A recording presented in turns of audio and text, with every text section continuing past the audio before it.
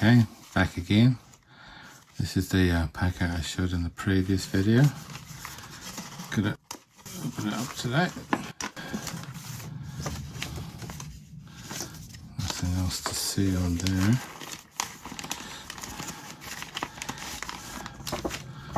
This is the little uniform card, which is one of the highlights of these little kits. There's nothing on the other side. But here's the sapper of the Young Guard, mounted officer, superior officer. Then here's the sapper, drummer, another sapper.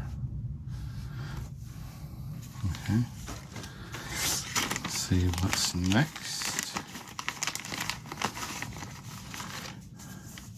You get front and back views of the figures in that little card.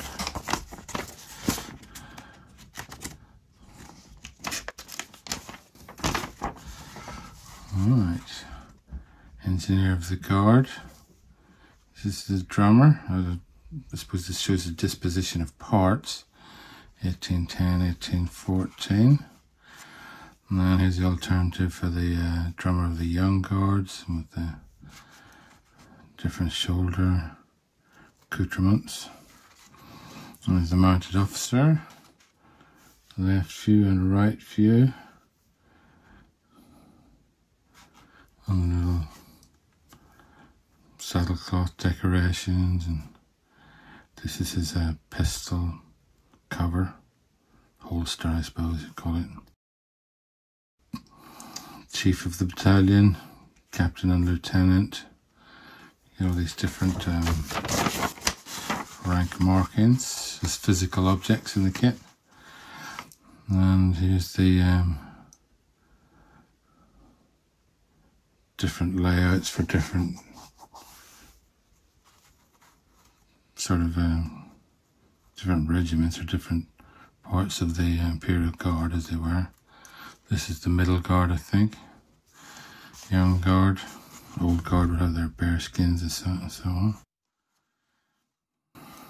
And how to hold the rifle there, or musket I mean.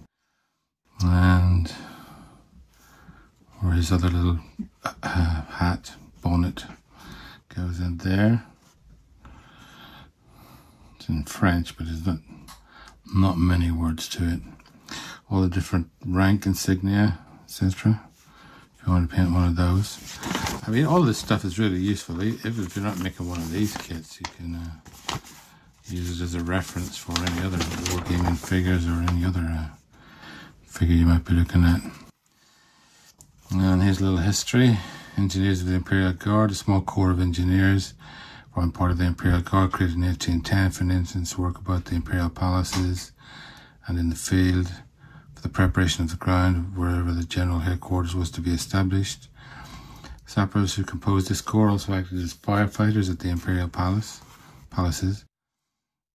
At first of a single company strength, later organised into a battalion of 4 companies, 3 of which were of the Young Guard. The corps was commanded by a major, chef de bataillon, assisted by captains and lieutenants. The officers, NCOs and corporals, not classed as NCOs in the French army, of the Young Guard companies were of the Old Guard and wore the helmet headdress with which only the first company was equipped. The 2nd, 3rd and 4th Young Guard companies having the shako. Okay, and then it goes on to describe the uniforms. I'll show you that. You can always pause the video. Hopefully you'll be able to see that okay. Bonus in 4K. And some more detail. Officers all were mounted. Horse furniture. Young Guard. The little notes here. The brass used in this corps was of a distinct coppery tinge. It's all useful information if you're after a historically accurate sort of figure. I just really personally just want something that looks good. Alright, let's empty all this out. See what we got here. Okay, it comes with this papery stuff, ribbon, which is meant to be for the like straps and so on. I don't know what that is, a hair. Piece of plastic, I'm not sure entirely. Alright, I said before in the other video that there's several pairs of legs with this kit. There's 3 pairs of legs. Those there. And I think there's just one trunk of the body. That's a pair of arms. Another pair of arms. A third pair of arms. And I think that's... Just move that camera a little bit. 3 pairs of arms. Helmet plumes or headgear plumes. Those are the rank insignia, I think, for the arms. A couple more. Just to see if you zoom right in on some of these.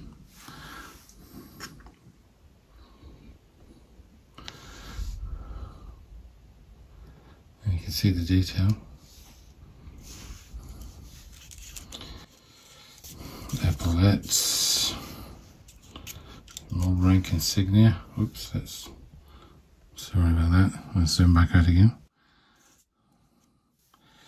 Here are some of the smaller pieces again.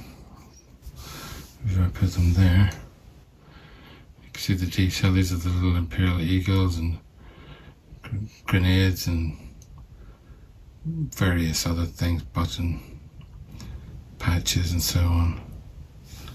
I think is that a belt buckle? I think so. Musket and blanket roll.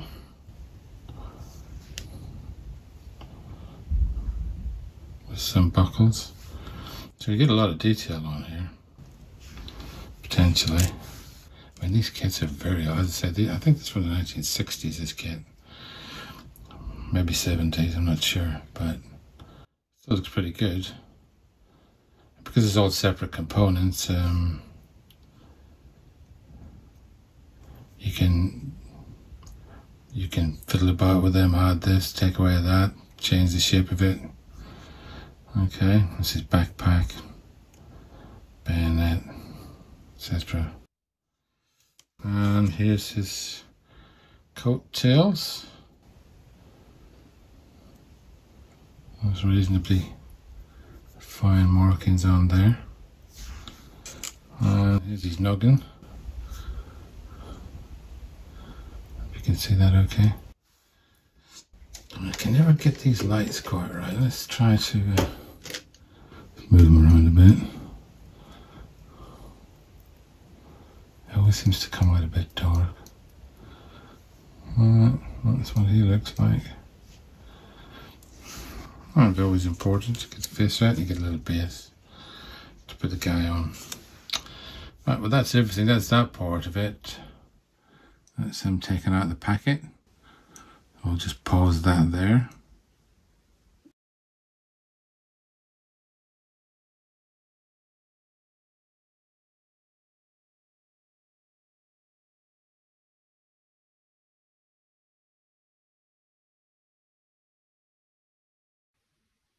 Okay, little progress update. I've chosen a pair of legs for him. So you can see, I can mess around with the lights a bit.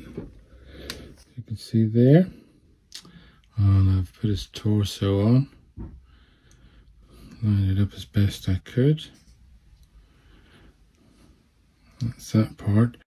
Note that there's no locating pins or anything for the legs or the body.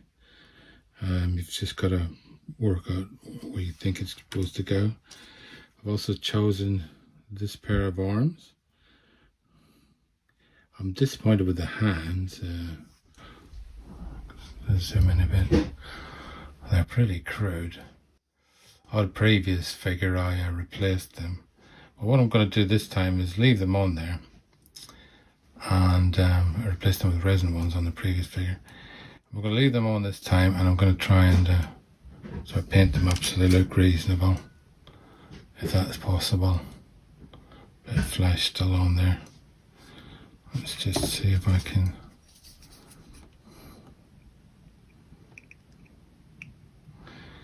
It's hard to do this, trying to check that it's still in camera shot.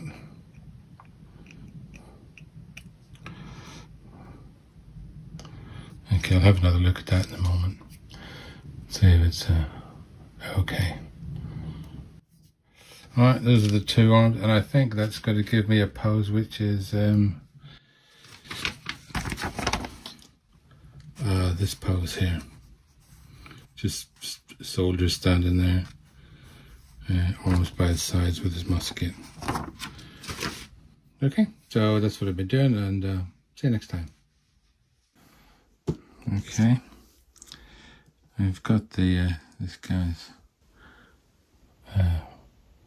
body together. You can see there's just some small gaps there, so I'm going to address that by using this stuff which I've been shaking. This is Mr. Surfacer 500.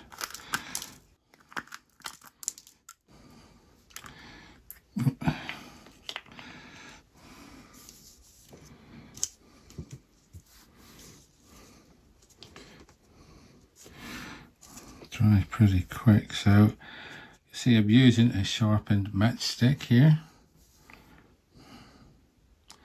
to apply it. This stuff is really like thick paint and it shrinks, so you can put a reasonable amount on to cover up any little gaps. Smooths out as well, smooth it out a bit like this.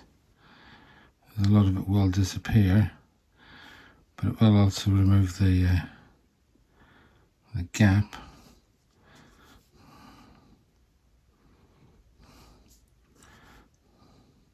Sometimes you might have to put more than one coat on. It dries pretty quick. It's pretty noxious stuff. Won't do the back yet because we're going to put the back of the coat on over that. So yeah, that's all we're going to do with it, at least for now anyway. Okay. Okay, I'm just measuring up his shoulders because I'm going to make some straps, about 4 millimeters.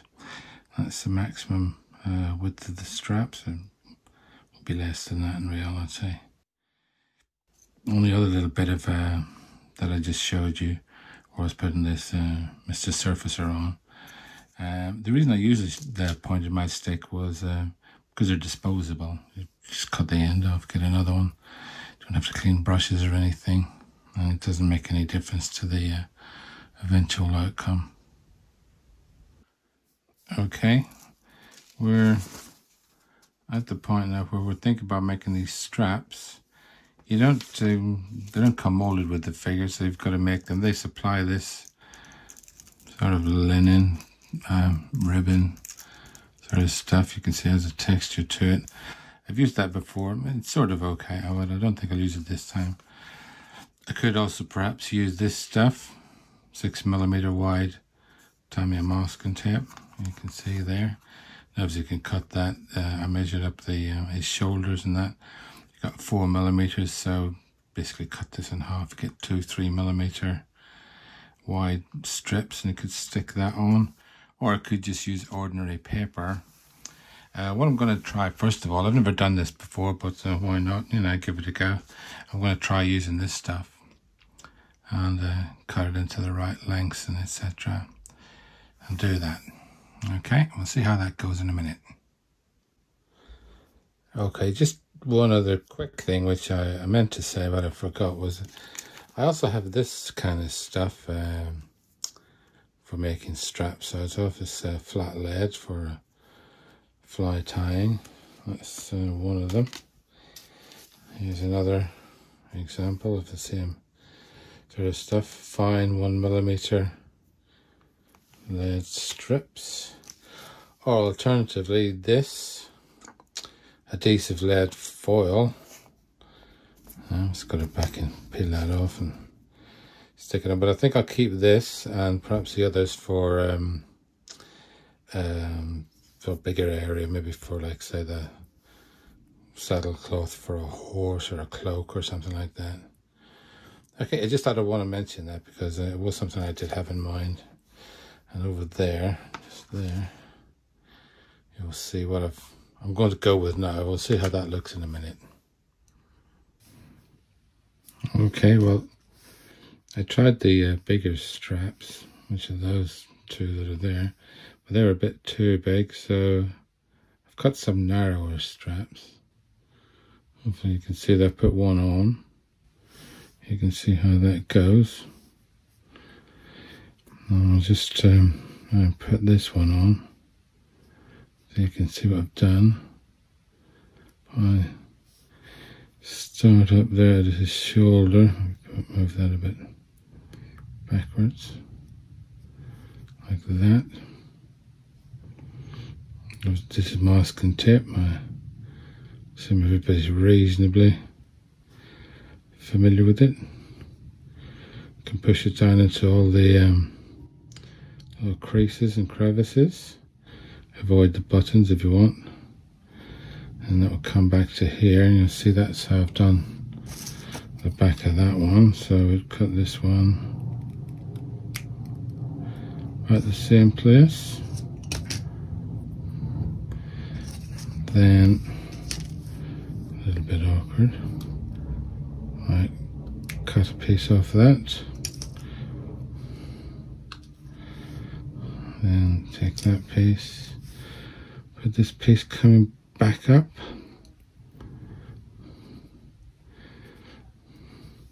Yeah, a lot of these pieces are going to disappear under the backpack or under the different accoutrements he's got there. His little cartridge box and his bayonet, etc. Alright, I've got to just do one last little bit up the top, so if I just clip that bit, it's a bit longer than the other one, but it doesn't really matter. All going to disappear behind the backpack. It does also help covering up the little ridge line. You can see how that Mr. Surfacer stuff has filled up the gaps a little bit anyway. Might just smooth that off a bit. Okay, so there's some straps. There's a couple more to go for the backpack, which you could just see. Let's get the instruction card over. Let's see that strap there. And similar one on it, like you can see these two straps here. And can keep everything in place. Alright. So that's next. Okay, I'm just going to put on some of the smaller details, which are these little buttons for the cuff.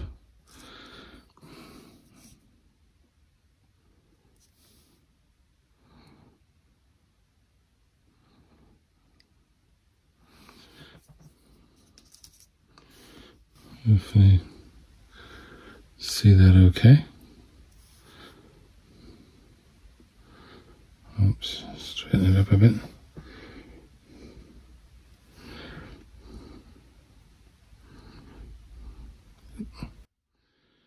Now,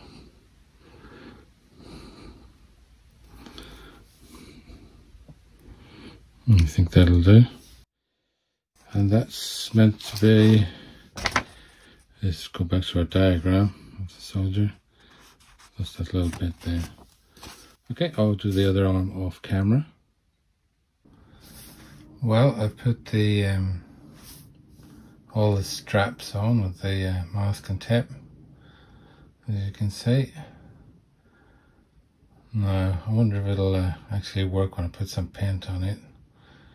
Is it going to take? Is it going to all fall off after a while, or all the sticky stuff in the masking tape become unsticky and it'll all peel off? I don't know. I've never done this before, so Anyway, it looks pretty good at the moment, I think. So, yeah, time to move on. Okay, I just thought I'd show you. I'm putting on the little grenade symbols at the bottom of his coat, and I've got one. Got them all. I've put 3 on already. Here's the next one.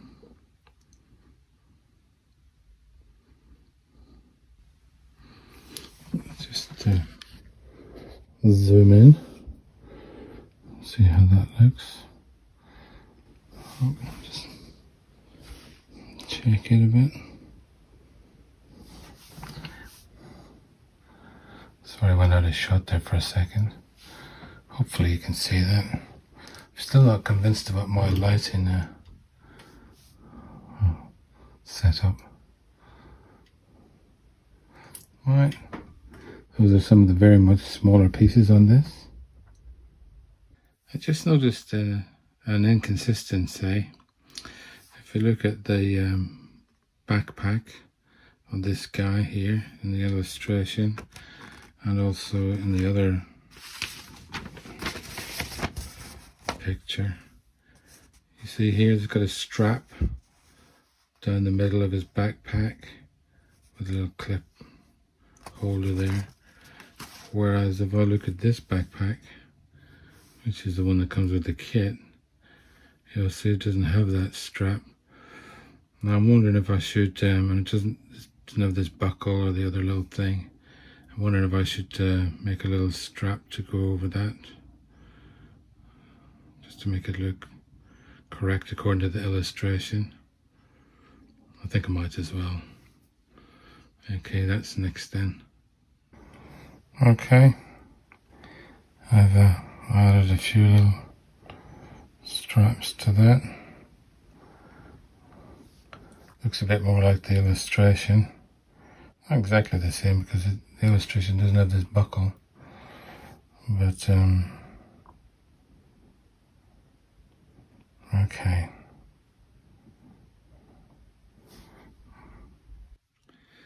Well, I didn't really like the way that last attempt looked, so I've done it again. So zoom in. Hopefully that's in focus. Make the light okay. I realise I can't really do the sort of effect of the strap pulling down on this blanket roll without sort of recarving it. I think if we, oh, you can't see it, but that's the back of it. Doesn't look too bad. Let's hope this mask and tape does paint up okay. Otherwise, oh dear, it could be a lot more work at some point. Okay, well, he's all assembled. Everything's on there, well, apart from his musket, which I'm going to keep off until I painted it. We're going to see how these straps look when they're painted and see if they actually hold together. I'll just show you the musket. There's the musket. Put a little strap on that as well. A couple of buckles. Actually, there's a bit of flash down there. Could do with removing. I'll do that off camera. Anyway, that's what he's going to look like. He's going to be holding that musket there. So that's the same pose as this guy on the left here of the instructions, pretty much, and he's not exactly the same. Also, this hand here is, if he's sort of cupped, I wonder if he's meant to be holding his musket or something else. Well, that hand, it looks like he is, but oh well, too late now maybe. Anyway, there you go. You can see what you think of that. I like his little head gear. Just zoom in a bit on that. I can get that to work smoothly. It's going to be interesting to paint this guy. All these details and bits and pieces. You can see there. See how they all look. I suppose I gotta remember that I put all this together, so if something doesn't look right when I painted it, I can always just change it. Almost always. Okay, well, thanks for watching, and I hope you enjoyed this video. If you did, please do like and subscribe, and I'll see you in the next one when we'll be on to the painting. Thanks and bye.